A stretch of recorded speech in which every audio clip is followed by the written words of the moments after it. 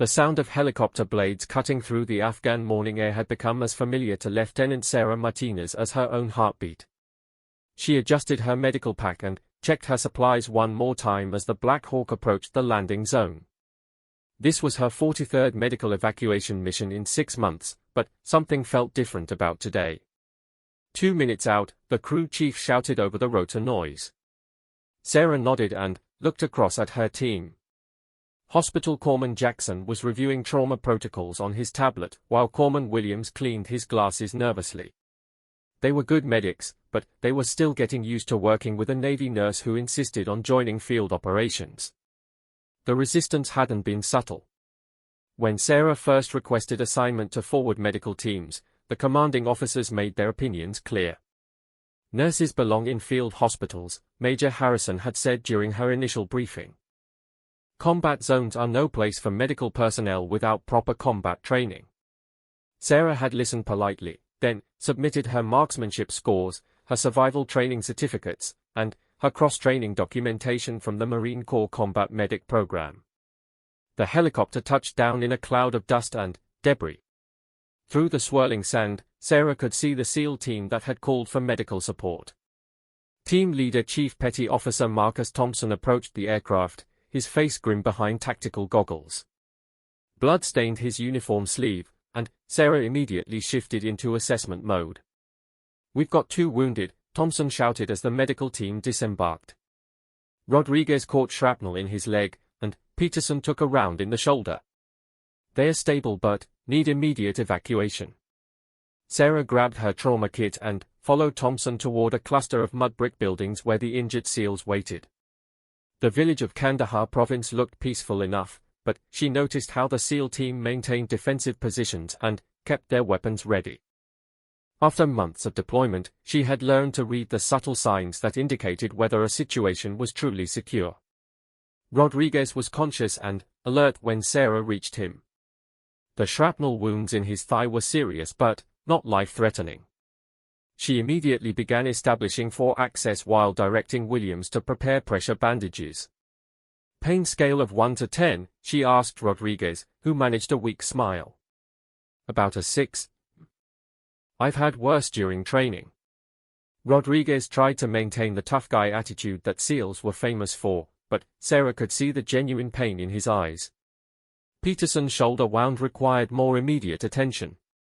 The bullet had passed through cleanly, missing major arteries, but he was losing blood faster than Rodriguez.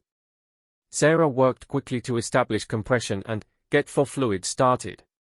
Her hands moved with practiced efficiency, drawing on years of emergency room experience and recent field training. "You're lucky," she told Peterson as she secured his bandages. "Clean entry and exit, no major damage to bone or vessels. You'll be playing volleyball again in a few months." Peterson nodded gratefully, though his face was pale from blood loss. Chief Thompson watched Sarah work with obvious respect. Most of the medical personnel he dealt with in the field were corpsmen or medics with basic training. Sarah's level of expertise and calm professionalism under pressure impressed him. She wasn't just following protocols, she was making real-time medical decisions based on years of clinical experience. As Sarah finished stabilizing both patients, she became aware of increased radio chatter among the SEAL team. Thompson was speaking rapidly into his headset, using tactical terminology she recognized from her combat training.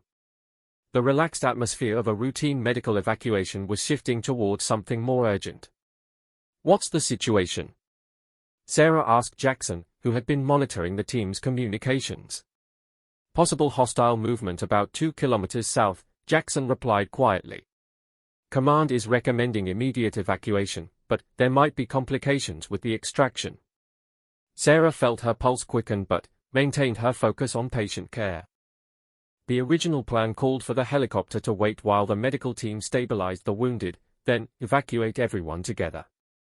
But military operations rarely went according to original plans. Sarah checked her watch and calculated how much time they needed to safely transport Rodriguez and Peterson back to the landing zone. Thompson approached the medical team with updated orders. "We're moving out in 5 minutes," he announced. "Intelligence indicates possible insurgent activity in the area."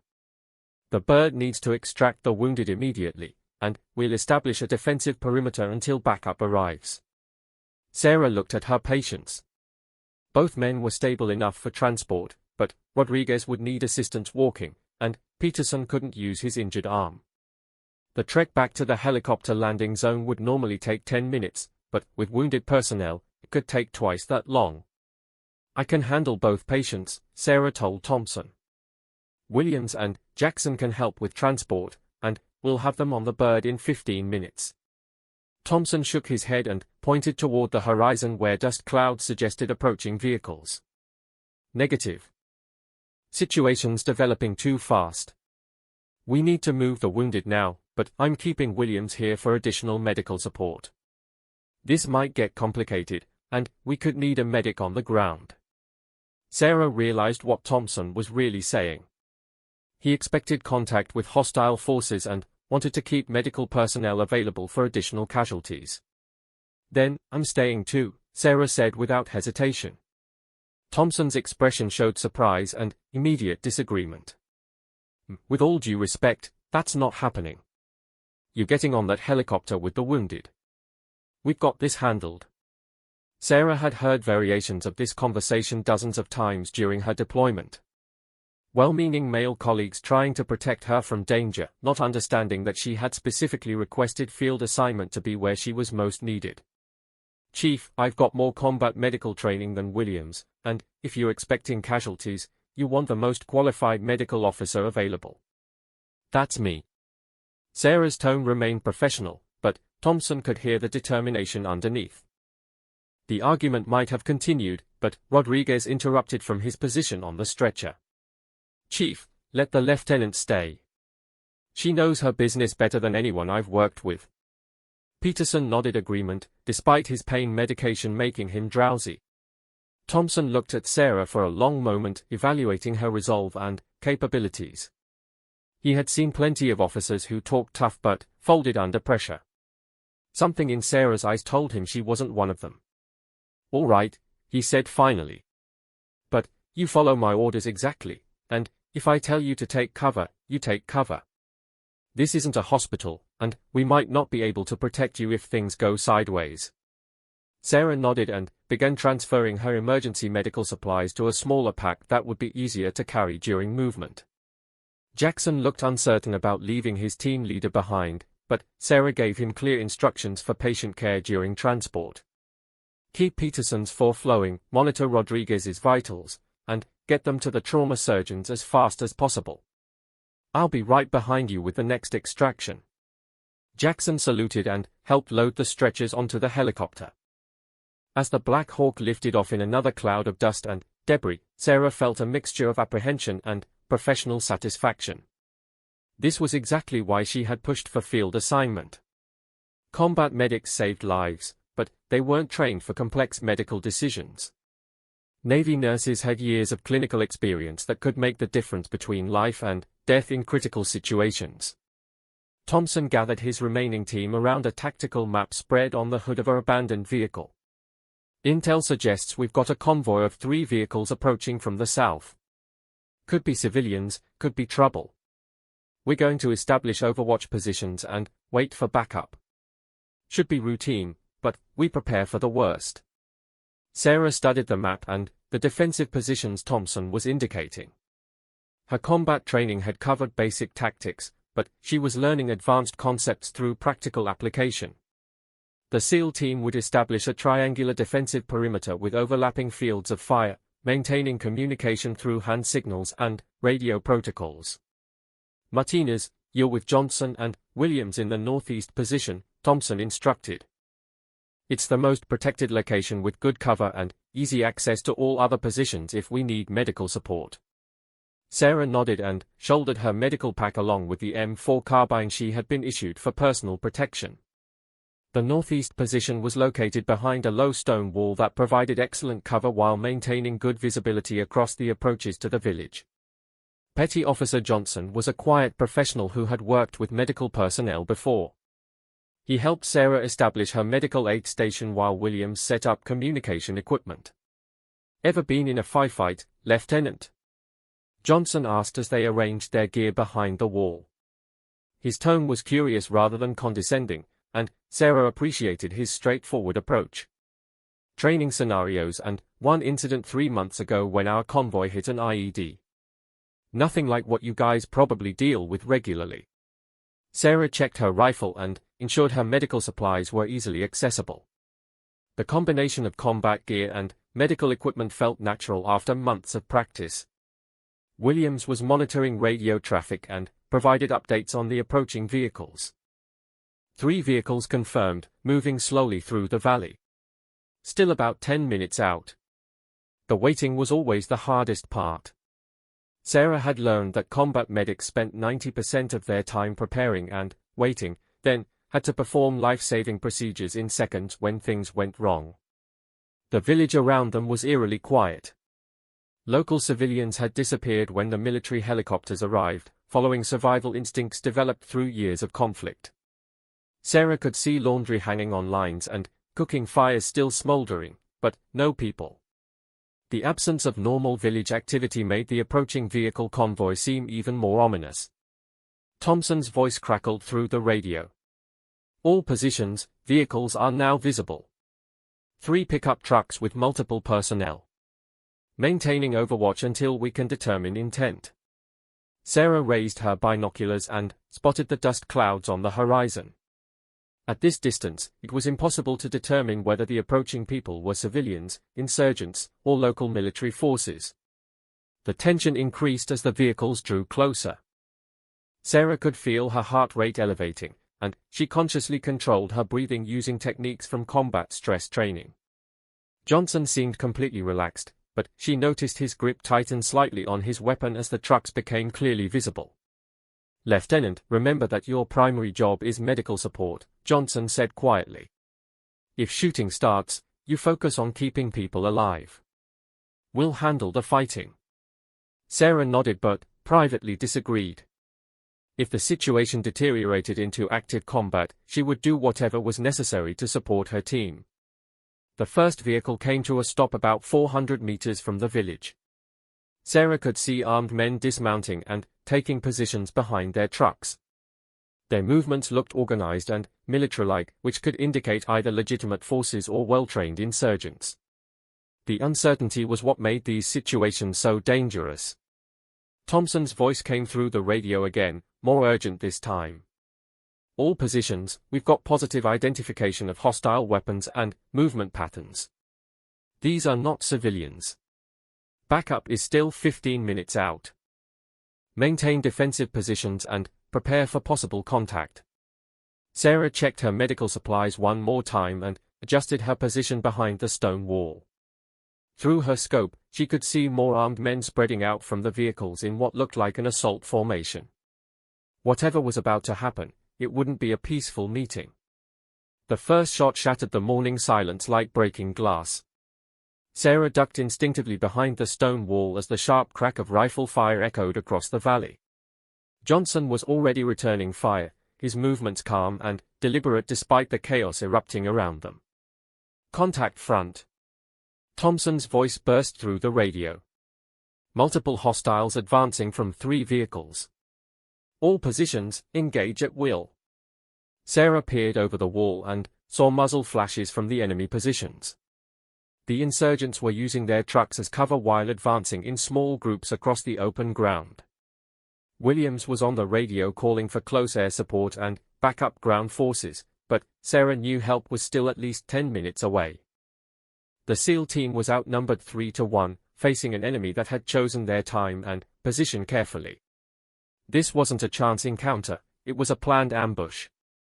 "Martinez, stay down," Johnson shouted as bullets began impacting the stone wall above their heads. Fragments of rock showered down on Sarah's position, and she pulled her helmet lower while maintaining visual contact with the battlefield. Her medical training emphasized situational awareness, and she needed to track the locations of all friendly forces in case someone needed immediate medical attention. The firefight intensified as more insurgents moved into attack positions. Sarah could see the SEAL team's defensive triangle holding, but they were taking increasingly accurate fire from multiple directions. The enemy had numbers and initiative, while the Americans had superior training and defensive positions. It was exactly the kind of engagement that could go either way.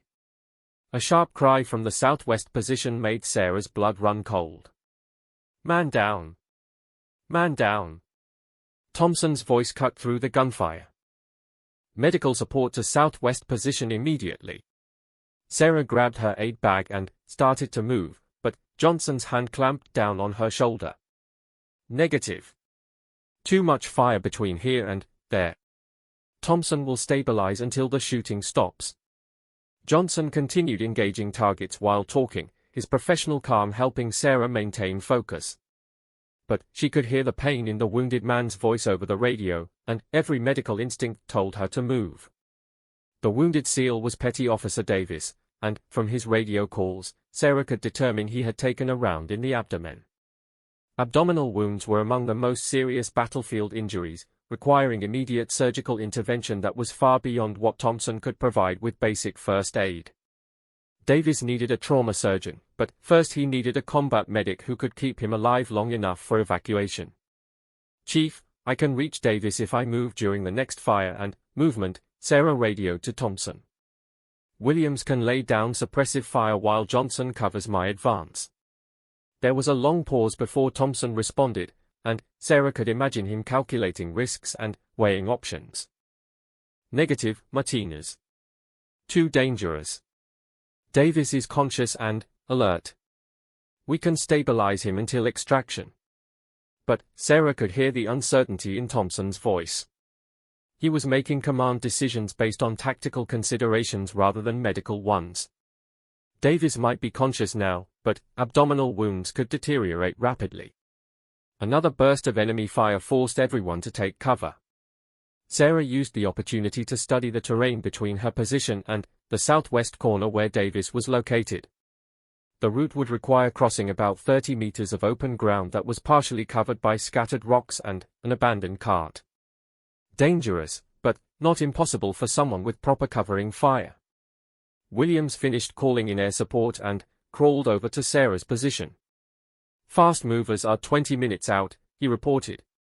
"Medical evacuation helicopter is standing by but can't land until we secure the area." 20 minutes was too long.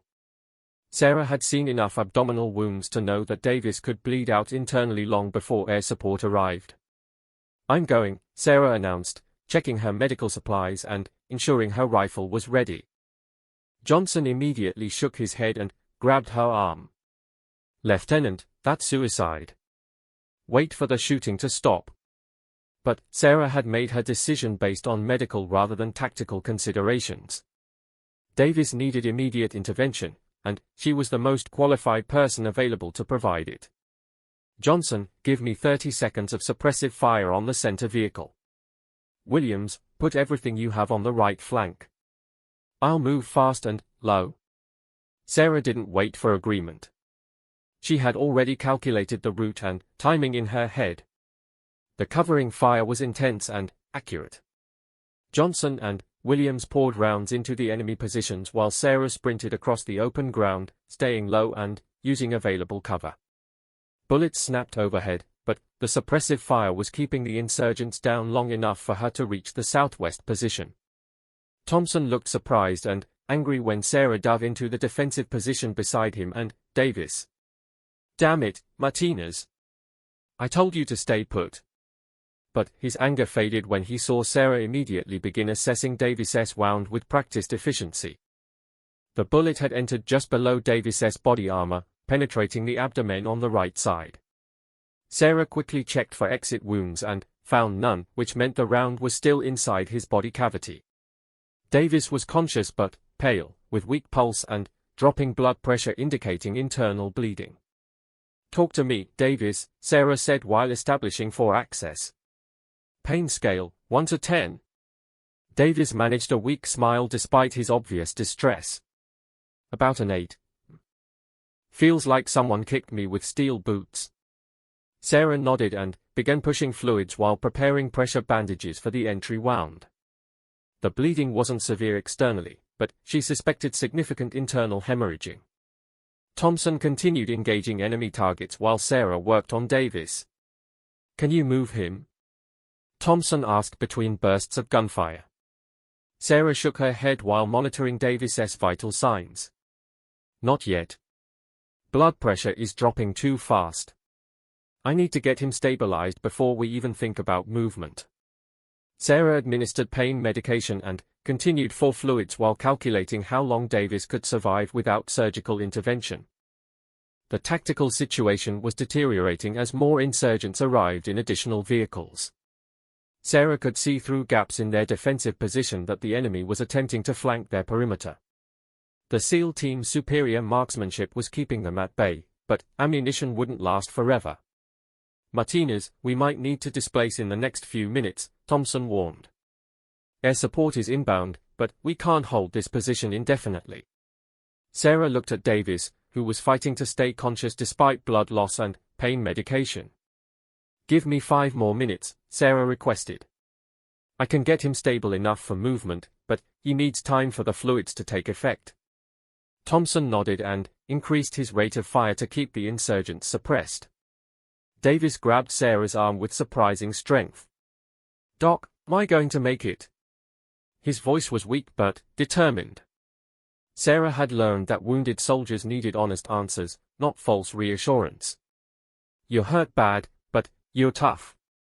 I'm going to get you stabilized, and then we're getting you out of here." Sarah continued working while bullets impacted around their position. The combination of medical emergency and active combat required total focus on multiple priorities simultaneously. Radio chatter indicated that Johnson and Williams were running low on ammunition at the northeast position. The sustained firefight was depleting everyone's supplies faster than expected. Sarah realized they might need to consolidate positions soon, which would mean moving Davis before he was fully stabilized. "Chief, southwest position is taking increased fire," Johnson's voice reported over the radio. "We might need to pull back to the central building." Thompson looked at Sarah, who was still working frantically to stabilize Davis. 2 more minutes, Sarah insisted. "His pressure is coming up, but moving him now could restart the internal bleeding." Thompson nodded and continued engaging targets, but Sarah could see his growing concern about their tactical situation. An explosion nearby showered their position with debris as an enemy grenade detonated against the stone wall. Davis cried out in pain, and Sarah checked him quickly for additional wounds. The shrapnel had missed them, but the blast had been close enough to remind everyone how precarious their situation was becoming. "Martinez, time's up," Thompson announced. "We're moving to the central building in 30 seconds. Can Davis make the move?" Sarah checked Davis's pulse and blood pressure one more time. His condition had improved slightly, but movement would still be risky. "He can make it if we're careful," Sarah decided. "I'll support his left side, you take his right. Keep pressure on the wound site during movement." Thompson nodded and began preparing Davis for movement while maintaining defensive fire. The movement to the central building required crossing another 15 meters of open ground under enemy fire. Sarah and Thompson half-carried, half-dragged Davis while Johnson and Williams provided covering fire from multiple positions. Bullets snapped overhead, but the SEAL's superior marksmanship kept the insurgents suppressed during the critical movement. The central building was a mud brick structure that provided better protection from multiple directions. Sarah immediately established a more comprehensive aid station and continued treating Davis while the rest of the team consolidated their defensive positions. Williams set up the radio for air support coordination while Johnson distributed remaining ammunition. "Fast movers are 5 minutes out," Williams reported. "Medical evacuation bird is standing by for immediate extraction once the area is secure." Sarah felt relief flood through her. Davis was stabilized but needed surgical intervention as soon as possible. Thompson coordinated with the incoming air support while maintaining defensive fire. The insurgents seemed to recognize that their window of opportunity was closing, and their attacks intensified as F-18 Hornets approached the battlefield. Sarah could hear the distinctive sound of jet engines growing louder. "All positions, danger close, air support inbound," Thompson announced. Keep your heads down and mark friendly positions with infrared strobes. Sarah activated her identification beacon while maintaining pressure on Davis's wound site. The next few minutes would determine whether they all made it home. The first air strike was devastatingly accurate. High-explosive rounds from the F-18 struck the insurgent vehicle positions with precision that left Sarah's ears ringing despite her hearing protection. Secondary explosions suggested that some of the trucks had been carrying additional ammunition or explosives. "That's what I'm talking about," Davis whispered weakly. "Nothing like close air support when you really need it." Sarah smiled at his improved attitude, which indicated that his condition was stabilizing. Before fluids and medication were having the desired effect. The air strikes continued for several minutes, systematically destroying enemy positions and forcing any surviving insurgents to retreat. Thompson maintained radio contact with the pilots, providing target information and ensuring that friendly positions remained clearly marked. The professional coordination between air and ground forces was impressive to watch. When the shooting finally stopped, the silence felt almost overwhelming after the intense noise of combat. Sarah's ears were still ringing, but she could hear the distinctive sound of an approaching medical evacuation helicopter. Davis would be in a trauma surgery within 30 minutes. "Outstanding work, Martinez," Thompson said as they prepared Davis for helicopter evacuation. "That was some of the best combat medicine I've ever seen." Sarah nodded gratefully but remained focused on her patient until the helicopter medical crew took over his care. As the medevac helicopter disappeared toward the horizon, Sarah realized she was covered in Davis's blood and her own sweat. The adrenaline rush of combat was fading, leaving behind fatigue and the satisfaction of saving a life under extremely difficult conditions. This was exactly why she had fought for field assignment despite institutional resistance. 3 weeks later, Sarah found herself back at Forward Operating Base Phoenix, but everything had changed. Word of her actions during the firefight had spread throughout the medical corps and special operations communities. Officers who had previously questioned her presence in combat zones now requested her specifically for high-risk operations. The base medical facility buzzed with activity as Sarah reviewed patient files and prepared for another field mission. Corman Williams approached her desk with a broad smile and an unofficial update on Davis's recovery. "Just got word from Lansdale Medical Center," he announced.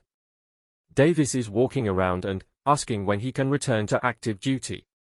Sarah felt the familiar satisfaction that came with successful patient outcomes. Davis had required 3 hours of surgery to repair internal damage from the bullet, but the field stabilization had prevented life-threatening blood loss. The trauma surgeons in Germany had specifically mentioned that Davis survived because of exceptional pre-hospital care.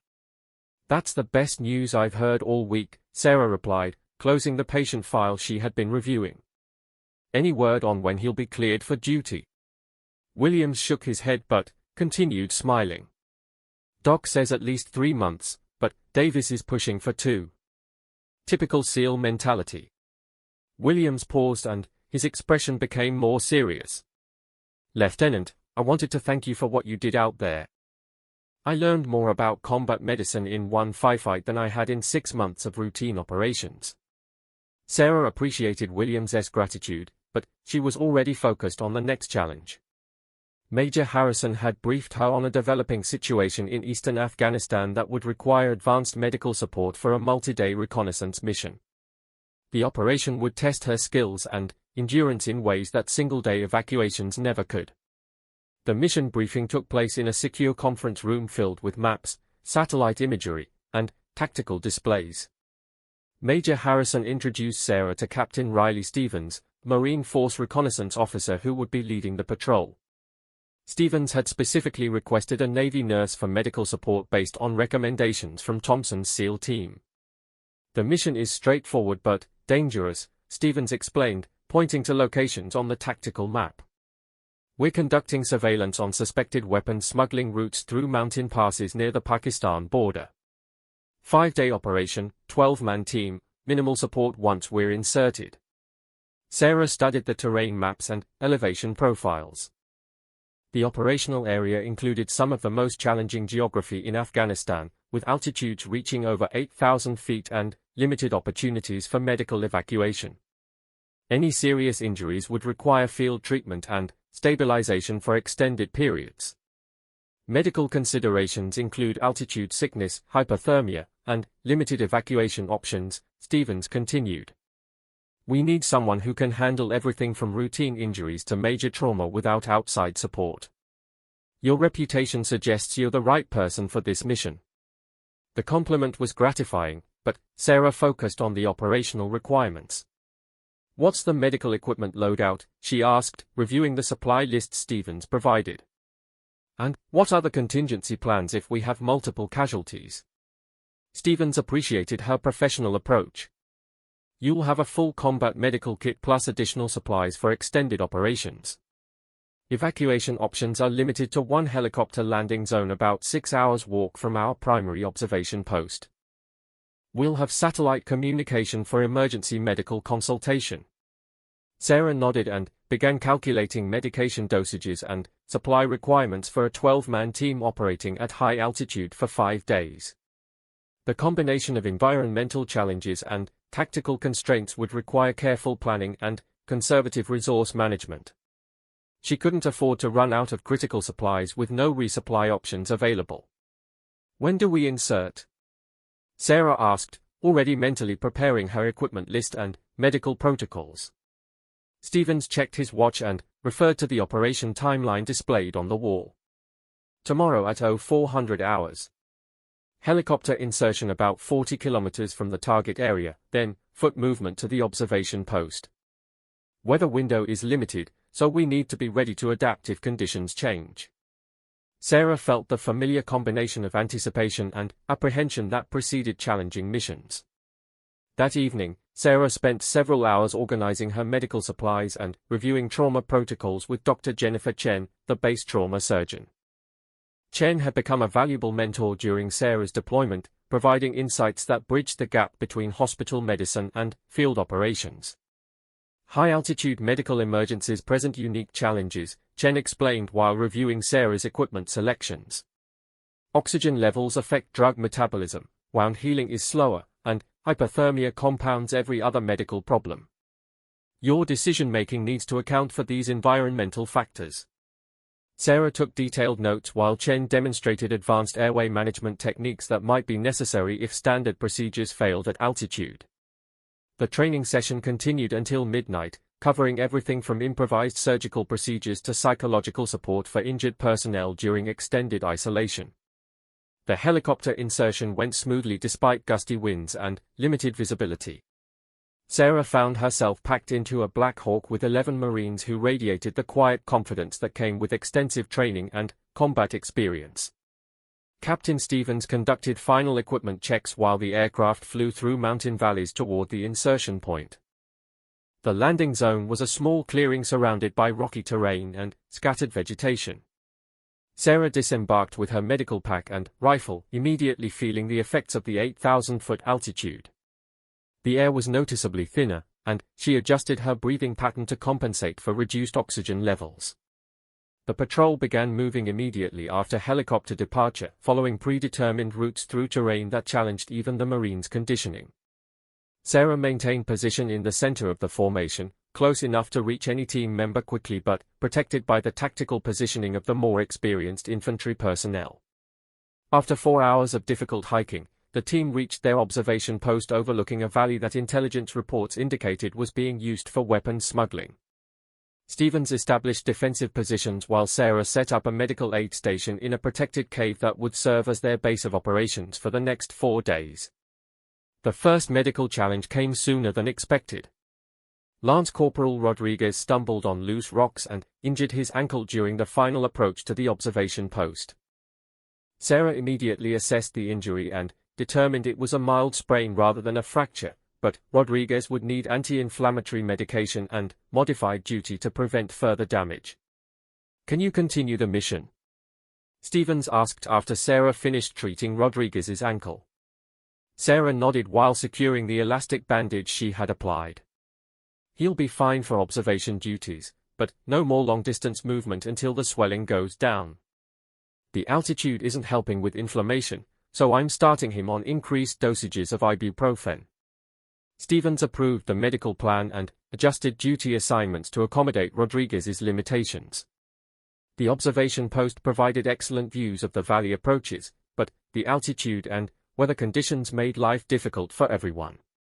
Temperatures dropped below freezing at night, and the thin air made even simple tasks more exhausting than normal. Sarah monitored the team carefully for signs of altitude sickness and dehydration. On the second day, Sergeant Martinez developed symptoms that Sarah recognized as early altitude sickness. Headaches, nausea, and difficulty sleeping were classic indicators that Martinez's body wasn't adapting well to the reduced oxygen levels.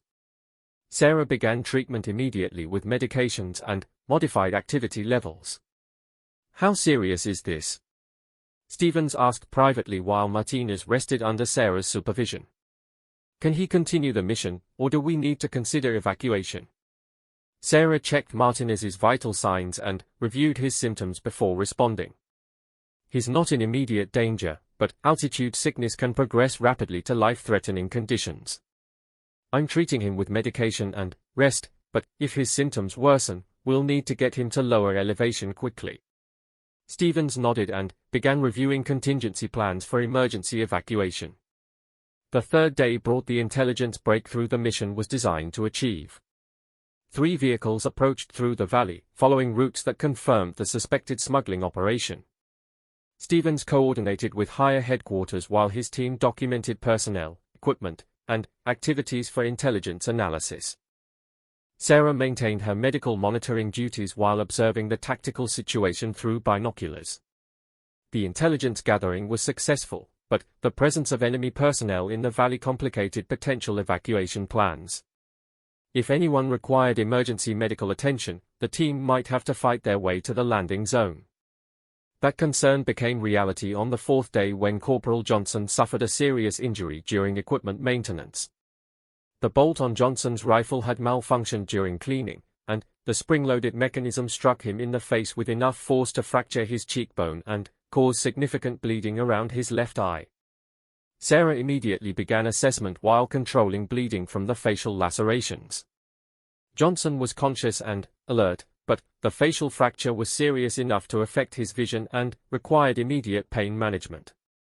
The injury wasn't life-threatening, but Johnson needed evaluation by specialists as soon as possible. "We need evacuation," Sarah told Stevens after completing her initial assessment. The facial fracture could affect his long-term vision if it's not treated properly. "He's stable for transport, but time is critical." Stevens nodded and began coordinating with headquarters for emergency extraction.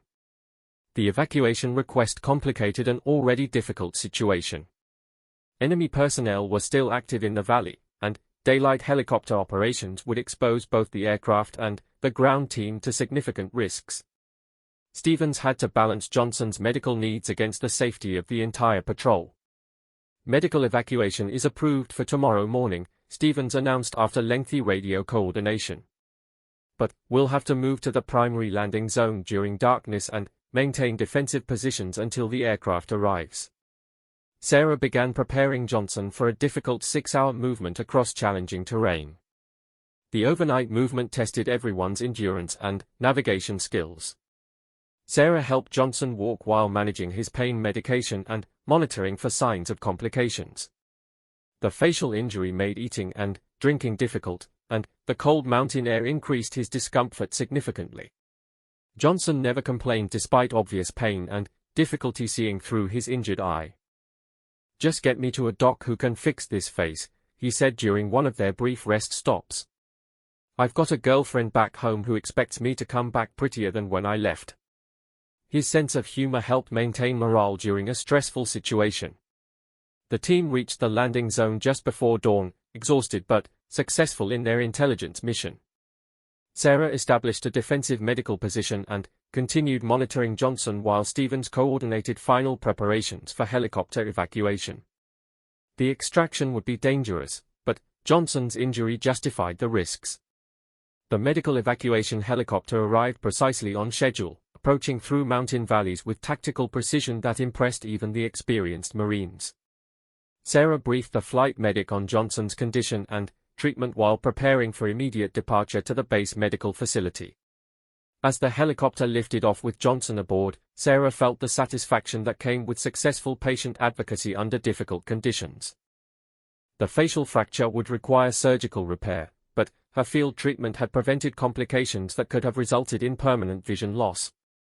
Johnson would recover completely and return to duty within a few months.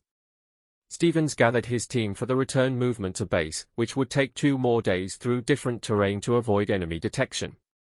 The mission had been successful from both intelligence and medical perspectives, demonstrating that advanced medical support enhanced rather than hindered special operations effectiveness.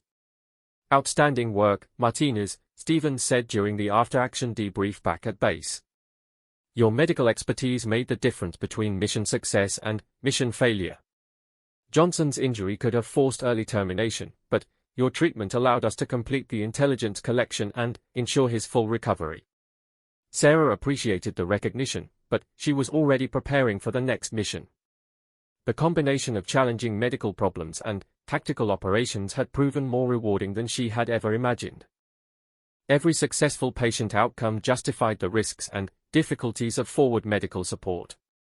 The deployment was changing her understanding of what Navy nurses could accomplish in combat environments. Traditional hospital roles were important, but the greatest impact came from being where wounded personnel needed immediate care. She was proving that medical officers belonged in the field, not just in fixed medical facilities. Major Harrison approached Sarah's workstation with another mission briefing, for the mission brief that Major Harrison handed Sarah was unlike anything she had encountered during her deployment. Operation Iron Shield would involve embedding with an Army Ranger company conducting a high-risk assault on a fortified compound suspected of housing high-value terrorist targets. The medical support requirements were complex and dangerous. "This is the big leagues," Harrison explained as Sarah reviewed the tactical maps and intelligence reports.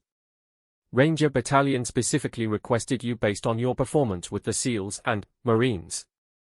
They need someone who can handle mass casualty situations while under direct enemy fire." Sarah felt both honored and apprehensive as she studied the operational details. The target compound was located in a remote valley surrounded by mountains that limited escape routes but also restricted friendly air support. Intelligence indicated 30 to 40 enemy fighters with advanced weapons and prepared defensive positions. The Rangers expected heavy resistance and potential casualties that would require immediate field treatment. Captain Marcus Webb, the Ranger Company commander, briefed Sarah on the tactical plan during a secure video conference from his forward base. Webb was a seasoned officer with multiple combat deployments who understood the critical importance of medical support during high-intensity operations. "We're going in fast and hard," Webb explained, pointing to infiltration routes on the digital map display. Helicopter insertion at 0200 hours, followed by immediate assault on multiple objectives. Intelligence suggests we'll face determined resistance from well-trained fighters who know the terrain. Sarah studied the compound layout and identified potential casualty collection points based on the planned assault routes. "What are the evacuation options if we have serious casualties?" she asked, noting the limited helicopter landing zones in the mountainous terrain surrounding the target area. "2 primary extraction points," Webb replied, highlighting locations on the map. "But if the compound's heavy weapons are still operational, we might not be able to get helicopters in until we control the entire area. That could mean extended field treatment under combat conditions." The possibility of treating multiple serious casualties while under direct fire represented the ultimate test of combat medical skills. Sarah began calculating supply requirements and developing triage protocols that would allow her to prioritize treatment when resources were limited and time was critical. "I'll need additional medical personnel," Sarah told Webb after reviewing the mission parameters. "One nurse can't handle potential mass casualties while maintaining tactical mobility. I recommend at least 2 experienced corpsmen as backup." Webb nodded and confirmed that Staff Sergeant Mike Torres and Hospital Corpsman First Class David Kim would be assigned to her medical team. Sarah spent the next 3 days training with Torres and Kim, developing communication protocols and treatment procedures that would function during the chaos of urban combat.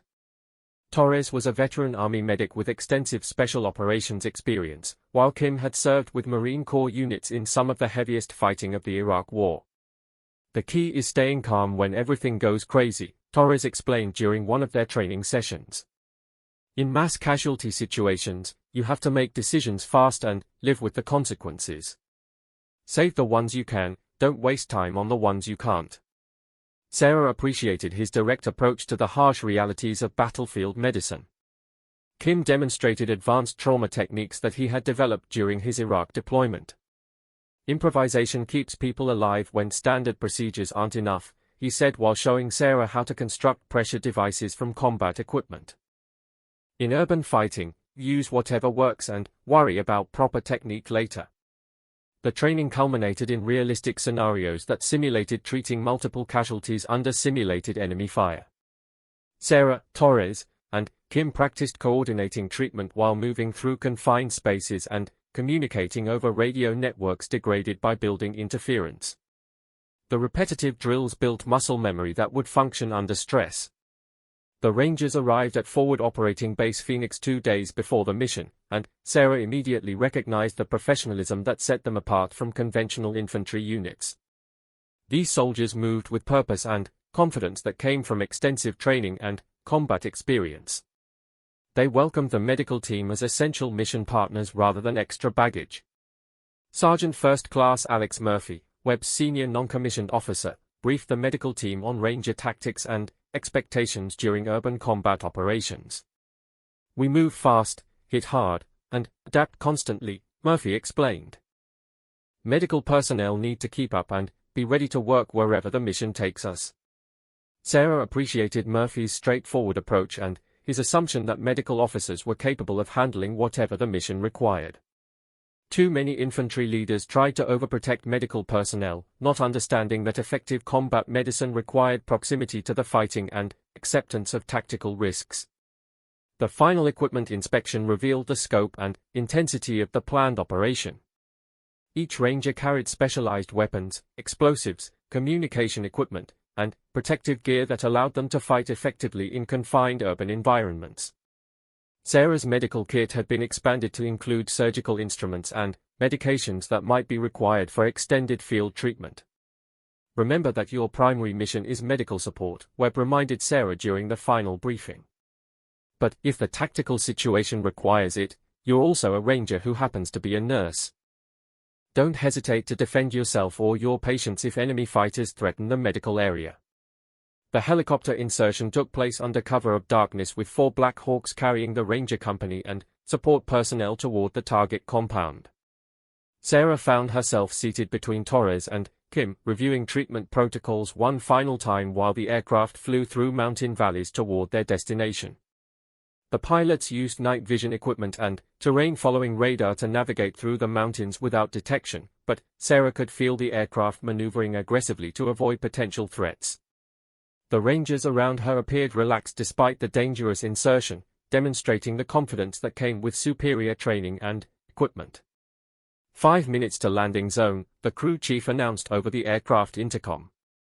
Sarah checked her medical supplies and ensured her rifle was ready for immediate use after landing.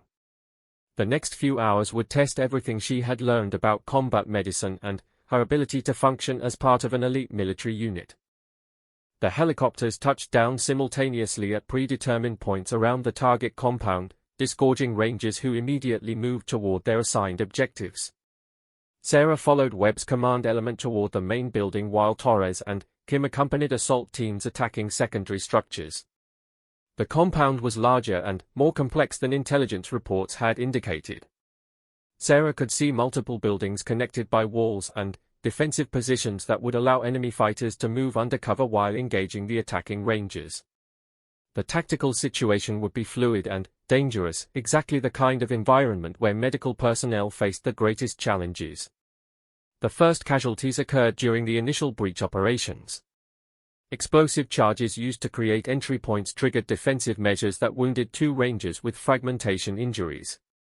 Sarah heard the calls for medical support over the radio network and immediately moved toward the casualty location while maintaining communication with Torres and Kim. Private First Class Jackson had suffered shrapnel wounds in his legs and lower torso when a defensive explosive device detonated near the building entrance he was attacking. Sarah reached him within seconds and began assessment while Rangers continued their assault around her position. "Talk to me, Jackson," Sarah said while examining his wounds and checking for signs of arterial bleeding. Jackson was conscious and alert despite obvious pain from multiple puncture wounds caused by metal fragments. "Pain scale, 1 to 10. "About a 7, Jackson replied through gritted teeth. "Feels like someone worked me over with an ice pick." Sarah nodded while establishing for access and preparing pressure bandages for the most serious wounds. The injuries were painful but not life-threatening if properly treated. The second wounded Ranger, Specialist Martinez, had taken shrapnel in his shoulder and upper arm. Sarah assessed his wounds quickly and determined that the fragments had missed major blood vessels and nerve structures. Martinez would need evacuation for surgical removal of the metal pieces, but he wasn't in immediate danger. "Torres, I need you at the main building," Sarah radioed while continuing to treat Jackson and Martinez. "2 wounded, stable for transport when extraction is available. Continue with your team until I need backup." Torres acknowledged and continued supporting the assault on the eastern section of the compound. The fighting intensified as Rangers penetrated deeper into the compound and encountered prepared defensive positions. Sarah could hear sustained gunfire from multiple directions, punctuated by explosions as assault teams used grenades and breaching charges to clear buildings. The tactical radio network carried constant updates on enemy contact and friendly positions. Webb's voice cut through the radio chatter with urgent news. "All units, we have a third building with heavy resistance. Multiple casualties reported. Medical support to Building 3 immediately." Sarah checked her patients and determined they were stable enough to leave with basic monitoring equipment while she responded to the mass casualty situation. Building 3 was a 2-story structure where Rangers had encountered unexpected resistance from well-armed defenders using prepared fighting positions. Sarah approached the building while bullets impacted walls around her position, following proper movement techniques to avoid exposure to enemy fire. Inside the building, she found a scene that tested every aspect of her medical training. 4 Rangers had been wounded during the room-clearing operations, with injuries ranging from gunshot wounds to concussion effects from close-quarters explosive use. The tactical situation was still active, with enemy fighters potentially remaining in upper-level rooms. Corporal Williams had the most serious injuries, with a gunshot wound to his abdomen that was bleeding internally. Sarah immediately began for access and fluid replacement while calling for Kim to assist with the other wounded Rangers. Williams needed surgical intervention, but the tactical situation prevented immediate evacuation. "How bad is it, Doc?" Williams asked weakly while Sarah worked to stabilize his blood pressure and control bleeding. His voice indicated both pain and professional concern about his ability to continue the mission. Sarah had learned that wounded soldiers often worried more about letting down their team than about their own injuries. "You're hurt, but I'm going to get you fixed up," Sarah replied while monitoring his vital signs and adjusting for flow rates. "Focus on staying conscious and breathing normally. Let me worry about everything else." Williams nodded and tried to maintain the mental discipline that Rangers were famous for. The other wounded Rangers had less critical injuries that Kim was treating with standard trauma protocols. Sarah coordinated their care while maintaining primary focus on Williams, whose condition required constant monitoring and adjustment of treatment based on his response to fluid replacement and pain management. Enemy resistance in the building was finally eliminated after Rangers used specialized equipment to clear the upper floors. But the tactical situation remained dangerous because other buildings in the compound were still contested, and enemy reinforcements might arrive at any time. Medical evacuation would have to wait until the entire area was secure. Building 3 is secure, but we still have active resistance in Buildings 1 and 4, Webb reported over the radio. Medical evacuation is not available until we control the entire compound. All wounded personnel will require extended field treatment. Sarah acknowledged the update and began calculating how long her medical supplies would last if evacuation was delayed significantly. Williams's condition remained stable but serious, requiring constant attention that limited Sarah's ability to assist with other casualties. Kim was handling the less serious cases effectively, but Sarah realized they might need Torres's assistance if additional casualties occurred during the ongoing fighting. The sound of gunfire from other parts of the compound indicated that Rangers were still engaged in heavy fighting with determined defenders. Sarah used the tactical radio to monitor the overall situation while continuing medical treatment, trying to estimate how long they might remain isolated with wounded personnel. Martinez, status report on Building 4, Webb's voice requested over the radio. The response indicated that Rangers had encountered a large cache of weapons and explosives that required specialized disposal procedures. The compound clearing operation would take several more hours, meaning that medical personnel would be treating wounded Rangers under combat conditions for an extended period. Sarah checked her medical supplies and calculated resource consumption rates based on current patient loads. She had enough medication and fluids to maintain treatment for approximately 6 hours, but any additional serious casualties would strain her resources beyond acceptable limits. Kim approached Sarah's position with an update on the other wounded Rangers. Jackson and Martinez are stable and ready for transport whenever evacuation becomes available, he reported. I've got them on pain management and monitoring protocols that don't require constant supervision. The medical evacuation helicopters arrived like angels in the dawn light, their rotor wash clearing debris from the compound's makeshift landing zone. Sarah had never been happier to hear the distinctive sound of Black Hawk engines as she prepared her patients for transport to the trauma surgical facility at Bagram Air Base. Williams remained her primary concern during the transfer process. His abdominal wound had stabilized under her care, but he needed immediate surgical intervention to prevent complications from internal bleeding and potential infection. Sarah briefed the flight medic thoroughly while 4 lines and monitoring equipment were transferred to the aircraft's medical systems. Vitals have been stable for the past 2 hours, Sarah reported as Williams was loaded onto the helicopter stretcher. Blood pressure responding well to fluid replacement, but he needs surgery within the next few hours. The flight medic nodded and took over Williams' care with the confidence that came from extensive experience with battlefield casualties. Jackson and Martinez were also evacuated on the same helicopter, both stable and alert despite their shrapnel wounds. Sarah felt the professional satisfaction that came with successful patient outcomes under extremely difficult conditions. All of her casualties would recover completely and return to duty within a few months. Captain Webb approached Sarah as the evacuation helicopter disappeared toward the horizon. The compound operation had been successful beyond expectations, with valuable intelligence captured and enemy forces eliminated without any friendly fatalities. Sarah's medical support had been critical to mission success. Outstanding work, Martinez, Webb said with obvious respect and gratitude. Your medical team kept my Rangers alive and allowed us to complete the mission. That's exactly what we needed from Navy medical support.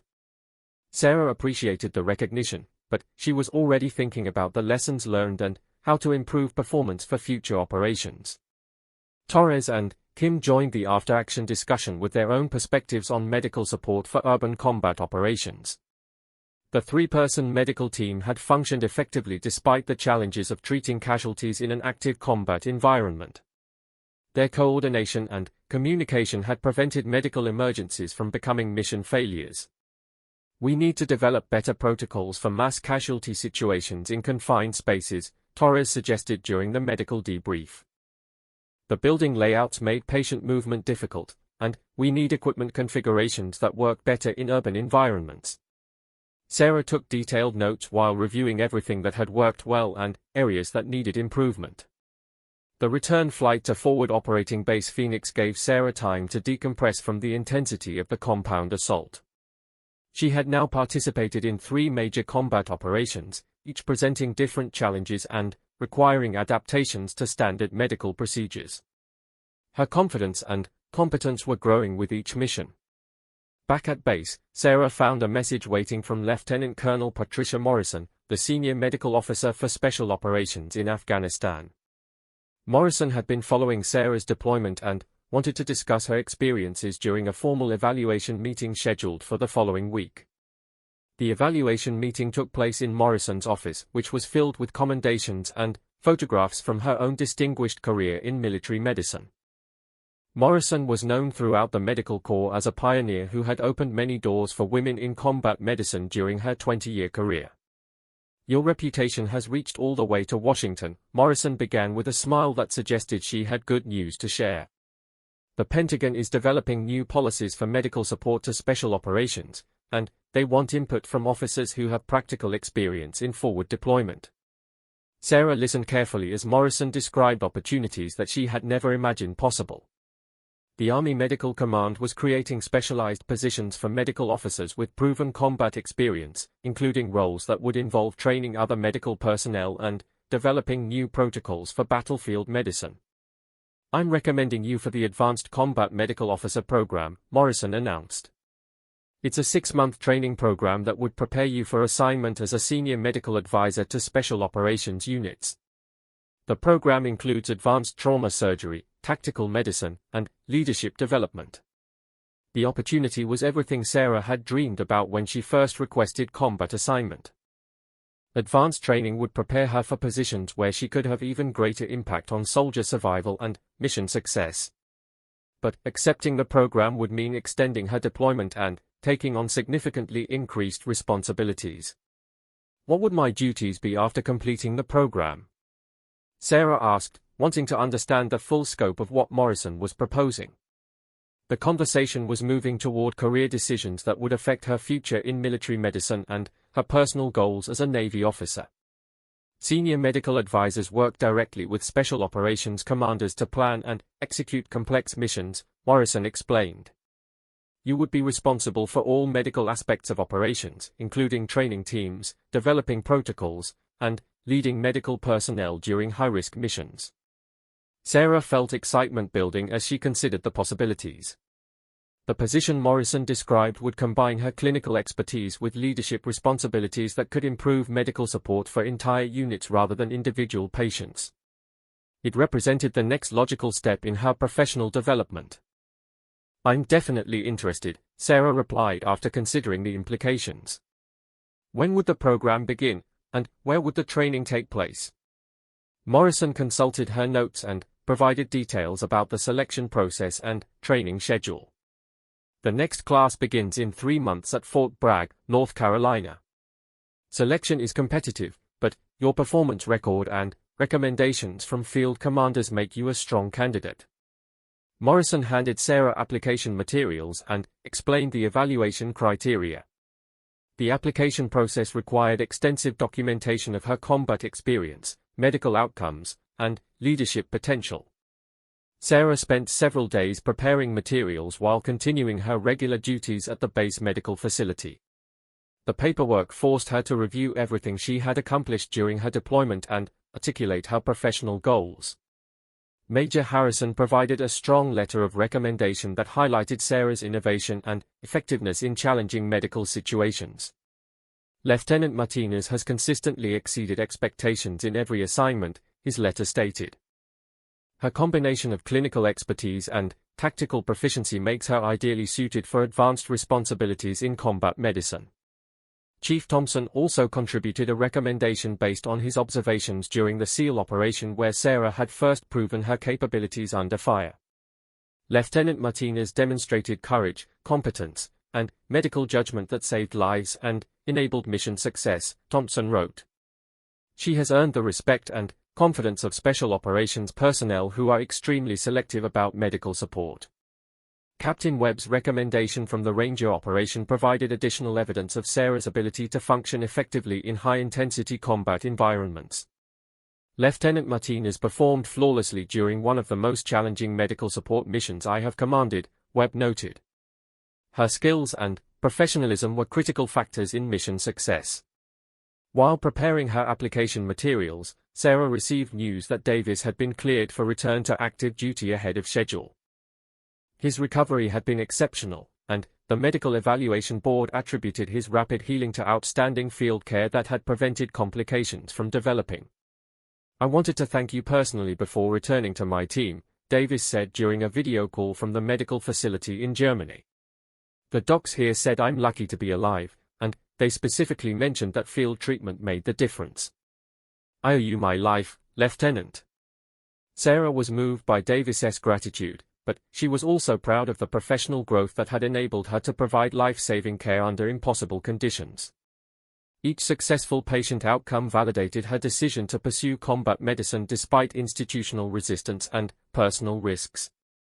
The application deadline approached as Sarah completed her final field mission of the current deployment. This operation was a routine medical evacuation that proceeded without complications, but it reminded her how much her skills and confidence had developed since her first nervous helicopter ride 6 months earlier. During the flight back to base, Sarah reflected on everything that had changed since she first requested assignment to forward medical teams. She had proven that Navy nurses could provide essential support to special operations while maintaining the clinical standards that defined military medicine. More importantly, she had found her professional calling. The selection notification arrived 2 weeks after Sarah submitted her application materials. Lieutenant Colonel Morrison delivered the news personally with obvious pride and satisfaction. "Congratulations, Lieutenant. You've been accepted to the Advanced Combat Medical Officer program with the highest recommendation scores in this selection cycle." Sarah felt overwhelming excitement as Morrison explained the next steps in her career development. The program would prepare her for responsibilities she had never imagined possible when she first enlisted in the Navy. Everything she had worked toward was finally coming together. "Your deployment officially ends next month," Morrison continued, "but you'll be transferred directly to Fort Bragg to begin the advanced training program. Your experiences in Afghanistan have prepared you well for the challenges ahead." Sarah nodded and began mentally preparing for the transition to advanced training. The final weeks of her deployment passed quickly as Sarah completed patient handovers and prepared briefing materials for her replacement. The base medical facility had changed significantly during her deployment, with new protocols and equipment that reflected lessons learned from her field operations. Williams returned to duty during Sarah's final week at Forward Operating Base Phoenix. His recovery had been complete, and he was eager to rejoin his Ranger unit for future operations. His visit provided a perfect conclusion to Sarah's successful deployment and validation of her decision to pursue combat medicine. "You saved my life out there," Williams said during their reunion. "But, more than that, you proved that medical officers belong with us in the field. I hope the Army is smart enough to keep you working with special operations." Sarah appreciated his confidence and looked forward to future opportunities to work with elite military units. The departure flight from Afghanistan gave Sarah time to process everything she had experienced and accomplished during her deployment. She had participated in life-saving medical operations under combat conditions, earned the respect of special operations personnel, and opened doors for future medical officers who wanted to serve in similar roles. Looking out the aircraft window at the rugged landscape below, Sarah felt profound satisfaction with her service and excitement about future challenges. The Advanced Combat Medical Officer program would prepare her for even greater responsibilities and opportunities to improve medical support for America's most elite military units. Her experiences in Afghanistan had transformed her from a hospital-based nurse into a combat medical leader who could function effectively in the most dangerous environments. She had proven that determination, training, and professional excellence could overcome institutional barriers and create new possibilities for military medical personnel. The aircraft climbed toward cruising altitude, carrying Sarah away from the war zone where she had discovered her true calling. But she knew this was not an ending. It was the beginning of a career devoted to ensuring that wounded warriors received the best possible medical care, no matter where their missions took them or what dangers they faced. As the mountains of Afghanistan disappeared behind clouds, Sarah Martinez was already planning how she would use her advanced training to save even more lives and support even more critical missions. The war would continue, but wounded soldiers would have advocates like her fighting to bring them home safely. Her story was being written in the lives she saved and the barriers she broke down for future generations of military medical personnel. Sarah Martinez had proven that when someone says, "just a nurse," they have no idea what nurses are truly capable of accomplishing. The reduction in patient load allowed Sarah to focus completely on Williams while maintaining communication with the tactical command element. His abdominal wound was responding well to conservative treatment, but he would need surgical repair as soon as possible to prevent complications from delayed intervention. "Doc, we winning this fight?" Williams asked during one of his more alert moments. Sarah could hear pride and professional interest in his voice despite his injuries. Rangers took personal ownership in mission success that went far beyond individual survival concerns. "We're winning," Sarah confirmed while checking his bandages and full lines. "Your team is doing exactly what Rangers are supposed to do, and they're doing it well. Focus on getting better so you can rejoin them for the next mission." Williams smiled weakly and closed his eyes, conserving energy for his recovery. The radio crackled with Webb's voice announcing significant tactical progress. "All buildings are secure. Compound is under friendly control. Prepare wounded for evacuation. Medical helicopters are en route." Sarah felt overwhelming relief as she began preparing her patients for transport to definitive medical care. "Elder, ready for the next challenge?" he asked with a smile that suggested he already knew her answer. Sarah opened the folder and began reviewing another complex operation that would test her skills and determination. "Always ready," Sarah replied, studying the maps and mission parameters. The war in Afghanistan continued, and wounded soldiers would need someone with advanced medical training to ensure they made it home. Sarah Martinez intended to be that person, no matter where the mission took her or what challenges she faced. Thompson gathered his team for after-action assessment while they waited for ground transportation back to base. The insurgent attack had been well-planned and professionally executed, but superior training and medical care had made the difference. Davis would recover completely, and the rest of the team had emerged without serious injuries. "Martinez, I owe you an apology," Thompson said during the debrief. "I was wrong to try to keep you out of the fight. You proved today that medical officers belong wherever wounded soldiers need them." Sarah appreciated the recognition, but she was already thinking about the next mission and the next opportunity to save lives in impossible circumstances. The radio crackled with Thompson's final warning: "All positions, weapons free. If they advance past the 400-meter mark, we engage. Martinez, keep your head down and be ready to move fast if we take casualties." Sarah took a deep breath and settled in behind cover, her rifle ready and her medical kit within easy reach. This was what she had trained for, what she had specifically requested when she asked for field assignment.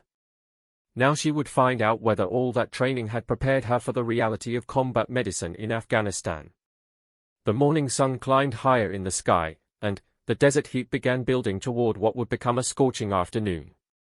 But Sarah Martinez barely noticed the temperature as she watched the armed men advance across the valley floor, knowing that the next few minutes would test everything she had learned about being a combat medic in one of the world's most dangerous places.